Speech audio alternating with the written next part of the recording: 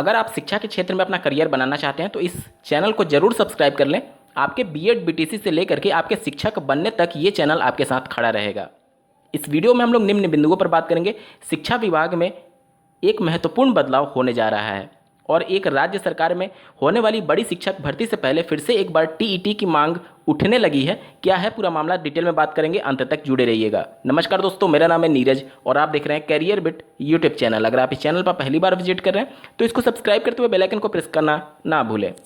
जैसा कि आपको ज्ञात होगा, बिहार राज्य में 7वें चरण की प्राथमिक स्तर की बड़े स्तर पर भर्ती प्रक्रिया स्टार्ट होने वाली है और बिहार राज्य सरकार ने ये फैसला लिया था कि अब बिहार में जो राज्य स्तरीय टीचर एलिजिबिलिटी टेस्ट होती है, यानी जिसे बीटेक बोला जाता है, उस परीक्षा को डिसकंटिन्यू करने की बात प्रदेश सरकार ने कह दिया है। यानी कि उनका ये कहना था कि प्रत्येक वर्ष केंद्रीय स्तर की सीटेट परीक्षा का आयोजन किया जाता है और बिहार की शिक्षक भर्ती प्रक्रिया में सीटेट और बीटेट दोनों वैलिड है। तो प्रत्येक वर्ष चूंकि सीटेट की परीक्षा का आयोजन हो रहा है, इस वजह से बिहार राज्य में बीटेट परीक्षा का आयोजन नहीं होगा। लेकिन अभ्यर्थियों को उम्मीदें थी कि 7वें चरण के इस भर्ती से पहले एक बार सीटेट की परीक्षा का आयोजन हो सकता है जुलाई में हो जाए, लेकिन सीटेट ने जुलाई में परीक्षा का आयोजन नहीं कराया सीबीएसई के द्वारा और इस वजह से अब ऐसे अभ्यर्थी जिनका टीचर एलिजिबिलिटी टेस्ट परीक्षा क्वालिफाई नहीं है, वो अब बिहार राज्य सरकार से मांग कर रहे हैं कि 7वें चरण की भर्ती प्रक्रिया से पहले एक बार फिर से बिहार राज्य में बीटीईटी परीक्षा का आयोजन किया जाए। अभ्यर्थियों के द्वारा 5 दिवसीय धरना प्रदर्शन का यहाँ पर घोषणा किया गया है और बिहार राज्य सरकार पर अभ्यर्थी दबाव बनाने की कोशिश कर रहे हैं कि जिनका टीईटी क्वालिफाई नहीं है उनको भी मौका मिले टीईटी क्वालिफाई होकर के 7वें चरण की चयन भर्ती प्रक्रिया में शामिल होने के संदर्भ में। अगर आप बिहार राज्य से अलग किसी दूसरे राज्य से बिलोंग करते हैं तो आप इस शिक्षक भर्ती के लिए पात्र हैं या नहीं, अथवा किस तरीके से पात्र हो सकते हैं, इसके रिगार्डिंग एक डेडिकेटेड वीडियो में मैंने बता रखा है, जिसका लिंक आपको इस वीडियो के डिस्क्रिप्शन में मिलेगा। इस वीडियो के समाप्त होने के बाद से आप डिस्क्रिप्शन जरूर चेक करिएगा। अब चलिए बढ़ते हैं दूसरी खबर की तरफ। शिक्षा विभाग की सबसे बड़ी खबर आप अपने स्क्रीन पर देख पा रहे होंगे। AICTE, NCTE और UGC के विलय की तैयारी। UGC यानी यूनिवर्सिटी ग्रांट कमीशन, जो कि यूनिवर्सिटीज़ को मान्यता प्राप्त कराता है और जो यूनिवर्सिटीज़ को अनुदान दिए जाते हैं वह यूजीसी के माध्यम से दिए जाते हैं। एनसीटीई जो कि शिक्षकों के और शिक्षा के क्षेत्र में मानक तय करता है, national council for teacher education. और बात करें AICTE तो जितने भी टेक्निकल एजुकेशन होते हैं, चाहे आप डिप्लोमा की बात करें, ITI की बात करें और बीटेक की बात करें, BE की बात करें, तो इन सभी कॉलेज को मान्यता देने का जो प्रावधान करता है वो AICTE करता है और उन्हीं के अंतर्गत जितने भी टेक्निकल इंस्टीट्यूशंस होते हैं वो रन होते हैं। मतलब कि अगर आप सिंपल ग्रेजुएशन की बात करें, जैसे BA, BSc, BCom, तो ये सभी UGC के अंतर्गत आते हैं। जितने भी शिक्षा के क्षेत्र में जो टीचर्स के लिए कोर्सेज चलते हैं, जैसे कि BLED हो गया, DLED हो गया, BEd हो गया, DEd हो गया, BTC हो गया, JBT हो गया, ETT हो गया, ये सभी कोर्सेज NCT के द्वारा डिजाइन किए गए हैं और इनके ही देखरेख में चलते हैं। और जितने भी टेक्निकल कोर्सेज होते हैं वो AICTE की देखरेख में चलते हैं और उनके द्वारा ही इनको मान्यता प्रदान की जाती है। अब इन तीनों संस्थाओं का विलय होने जा रहा है, यानी तीनों संस्थाओं को मर्ज करके एक ही संस्था बना दी जाएगी और उनके माध्यम से ही सभी प्रकार के कोर्सेज को रन किया जाएगा, सभी प्रकार की मान्यताएं दी जाएंगी। आप लोगों ने देखा होगा कि कुछ समय पहले उत्तर प्रदेश की वर्तमान सरकार ने भी अपने पिछले कार्यकाल में जो शिक्षकों के 3 स्तर पर चयन प्रक्रिया चलती हैं, जैसे कि प्राथमिक, माध्यमिक और उच्च शिक्षा, तीनों आयोगों को मर्ज करने की बात कही थी। अब उसी के तर्ज पर केंद्र सरकार AICTE, NCTE और UGC को मर्ज करने जा रही है। एक बार जल्दी से पूरे आर्टिकल को पढ़ लेते हैं। Higher education commission of India 4 स्वतंत्र स्तंभों पर करेगा काम, ड्राफ्ट बिल अंतिम चरण में। जो ये पूरा आयोग बनेगा उसका नाम होगा higher education commission of India. एक बार जल्दी से देख लेते हैं। UGC, AICTE और NCTE का इसी साल विलय हो सकता है। इसके स्थान पर सिंगल विंडो सिस्टम के तहत higher education commission of India काम करना शुरू कर देगा। Higher education commission of India 4 स्तंभों, रेगुलेशन, एग्रीडेशन, फंडिंग और अकादमिक स्टैंडर्ड तय करने का काम करेगा।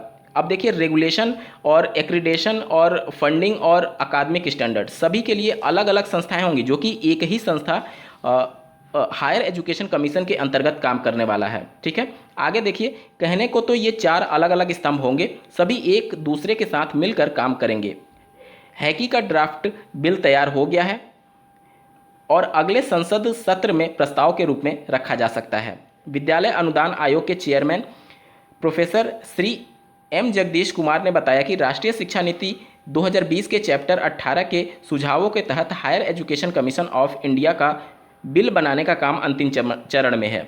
ड्राफ्ट बिल तैयार करने से पहले बाकायदा राज्य सरकारों, केंद्रीय विश्वविद्यालयों, IIT, IIM, private law, medical universities, industries, NASSCOM, FICCI, ASSOCHAM, educational research and medical council समेत अन्य संस्थाओं से भी सुझाव लिए गए थे। सबसे ऊपर higher education commission of India होगा। तो अब देख लीजिए जो 4 इसके अंतर्गत संस्थाएं होंगी वो कौन कौन सी संस्थाएं होंगी। तो पहला होगा national higher education regulatory council, जिसे नाम दिया गया है NHERC। NHERC का काम तकनीकी और सामान्य शिक्षा के लिए रेगुलेशन बनाने का काम होगा। अभी तक UGC, AICTE और NCT अलग अलग रेगुलेशन का काम देखते थे। इसके चलते कई बार एक दूसरे के काम में टकराव उत्पन्न हो जाता था। इससे फैसले या लागू होने में देरी होती थी। NHERC में सिंगल विंडो सिस्टम से सभी प्रकार के रेगुलेशन बनने से दिक्कतें और टकराव नहीं होगा। दूसरा जो इसमें स्तंभ बनाया गया है नेशनल एक्रीडेशन काउंसिल यानी कि NAC होगा। NEC का काम सभी जनरल से लेकर तकनीकी संस्थाओं को एक्रीडेशन देने का काम होगा। यह अलग अलग राज्यों के एक्रीडेशन को भी मंजूरी देगा। इसके लिए स्टैंडर्ड सेट होगा। अभी तक नेशनल एक्रीडेशन काउंसिल यानी NAC, national board of accreditation यानी कि NBA और साथ ही साथ national institute of ranking framework IRF अलग अलग एक्रीडिटेशन करते हैं। इसके चलते अक्सर भ्रष्टाचार के आरोप लगते हैं। एक सिंगल विंडो सिस्टम से निगरानी, पारदर्शिता और गुणवत्ता आएगी। अगला जो इसमें पिलर होगा उसका नाम है हायर एजुकेशन ग्रांट काउंसिल यानी कि HEGC। अभी तक स्कॉलरशिप, विश्वविद्यालयों और कॉलेज को grant, institution development, research grant, वेतन आदि का पैसा अलग अलग तरीके से दिया जाता है। HEGC बनने से सभी ग्रांट और वेतन का पैसा सिंगल विंडो सिस्टम से जाएगा। इससे काम में तेजी, पारदर्शिता और समय कम लगेगा। अगला जो इसमें पिलर बनाया गया है जनरल एजुकेशन काउंसिल का यानी GEC के शुरू होने पर जनरल, तकनीकी, शिक्षक आदि डिग्री प्रोग्राम का करिकुलम एक जगह तैयार होगा। अभी तक अलग अलग होने से अक्सर देरी और विवाद रहता है। करिकुलम डेवलपमेंट के अलावा teaching, learning, teacher training standard set करने के अलावा शिक्षण सहायक सामग्री भी तैयार करना होगा। तो ये पूरा एक मोटा मोटी खाका है जिस पर सरकार काम कर रही है और बहुत जल्द आपको ये तीनों इंस्टीट्यूशंस जो अलग अलग रन कर रहे थे एक ही में मर्ज करके एक ही आयोग का निर्माण किया जाएगा जिसका नाम होगा higher education commission of India.